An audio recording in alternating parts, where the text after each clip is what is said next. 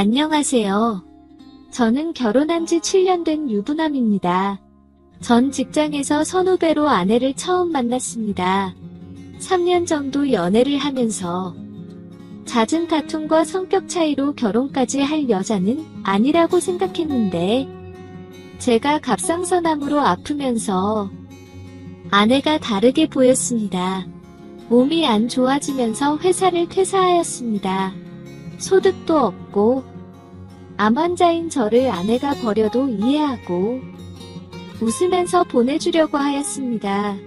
그런데 아내는 직장 생활하면서 모은 돈 전부를 저에게 주면서 치료비에 보태 쓰고 결혼을 하자고 하였습니다. 완치될 가능성이 높은 암 환자였지만 저는 진심으로 걱정해주는 모습을 보면서 아내를 평생 행복하게 해주겠다고 다짐을 하였습니다. 그렇게 아내와 결혼도 하고 암수술 및 항암 치료도 이겨내었고 아는 분의 도움을 받아서 창업도 하였습니다. 하루하루를 감사해야 하며 열심히 살다 보니 저희 부부에게도 천사 같은 아이가 찾아왔습니다. 아내는 교대 근무로 몸이 많이 지쳐있고 저도 암은 나았지만 건강한 편은 아니었기에 아이까지는 기대하지 않았습니다. 그런데 아이가 생기고 나니 세상을 다 가진 것처럼 너무 행복했습니다. 하지만 저희 아이는 너무 약하게 태어났습니다. 아내의 뱃속에 있을 때도 평균보다 작아서 걱정도 많이 했지만 심장 소리나 다른 부분들을 볼 때 평균보다 작은 아이일 뿐 건강에는 이상이 없다고 하였는데 태어나서 인큐베이터 안에서 계속 있다가 저희 부부에게 한 번도 안겨보지 못하고 하늘의 별이 되었습니다. 조리원에 있던 아내는 아이의 소식을 듣고 혼절 및 하혈을 하면서 병원에 다시 입원을 하였고 양가 부모님들 모두 너무 슬퍼하셨습니다. 모든 것이 다 건강하지 못한 저 때문인 것 같아서 하늘의 별이 된 아이에게도 아내와 가족들에게 너무 미안하고 죄스러웠습니다. 그 일 이후로 집안 분위기는 급격하게 차가워졌고 아내와 관계도 점점 더 멀어졌습니다.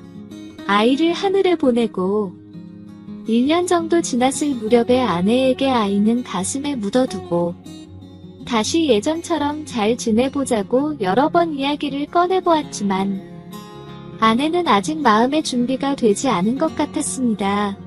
그래서 바보처럼 막연히 기다리고만 있었는데 어느 날부터인가 퇴근 시간도 늦어지고 외모에도 신경을 쓰는 것 같고 특히 처녀 때 뿌리고 다니던 향수 냄새도 나기 시작했습니다.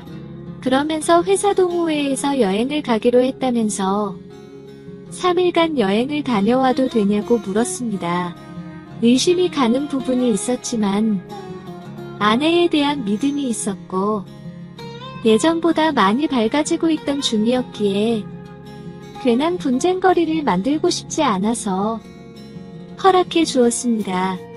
강원도에 있는 펜션으로 여행을 간다고 하면서 캐리어 산다고 했을 때 이상하긴 했지만 지나고 보니 그때 눈치를 챘어야 했습니다. 여행을 다녀와서 사진 구경도 시켜달라고 하였더니 그냥 펜션에서 게임하고 술 마시고 이야기하면서 놀았다면서 별다른 사진이 없다는 것이었습니다. 게다가 같이 일하는 언니들이랑 다녀온 건데 결혼한 아줌마들끼리 가서 무슨 사진을 찍겠냐면서 사진이 딱히 없다고 하였습니다. 자신감 없는 눈빛과 행동에 확신이 들었고 아내가 자는 동안에 핸드폰을 확인해 보았습니다. 아내 말대로 결혼한 아줌마들과 강원도에 가서 찍은 사진은 없었습니다. 그 대신에 처음 보는 젊은 남자와 같이 제주도에 가서 찍은 사진은 엄청 많았습니다. 심지어 호텔방에서 뜨거운 순간을 찍은 사진도 있었습니다. 순간 머리가 멍해지면서 그 자리에 털썩 주저앉았습니다. 부들부들 떨리는 손으로 주고받은 메신저를 보니 그 안에는 입에 담기도 힘든 몸에 대화와 수위가 높은 드립이 넘쳐났고, 요번 제주도 여행이 그들의 첫 미래 여행이 아니라는 것도 알게 되었습니다. 믿었던 아내의 외도 증거들을 보면서 너무 화가 났습니다. 하지만 딱 한 번 모르는 척하며 용서해주기로 마음을 먹었습니다.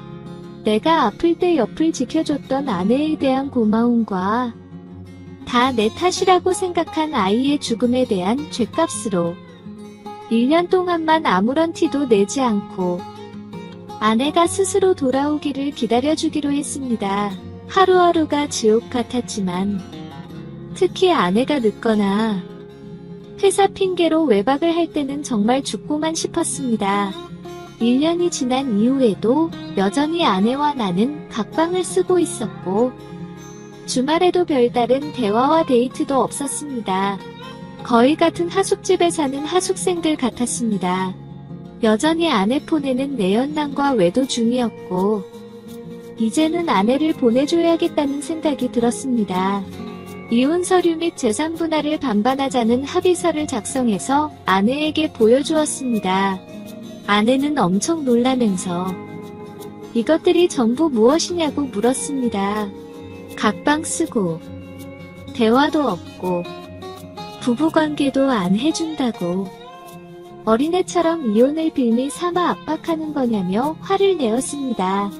저는 그런 것이 아니라고 하면서 지금이라도 아내가 사랑하는 사람과 행복하게 살았으면 하는 마음에 이혼 서류를 준비했다고 하였습니다. 그러니 오해하지 말고 서류에 서명만 해주면 제가 이혼 접수는 하겠다고 하였습니다. 아내는 제 말뜻을 한 번에 다 알아들은 것 같았습니다. 언제부터 알았냐고 물었습니다.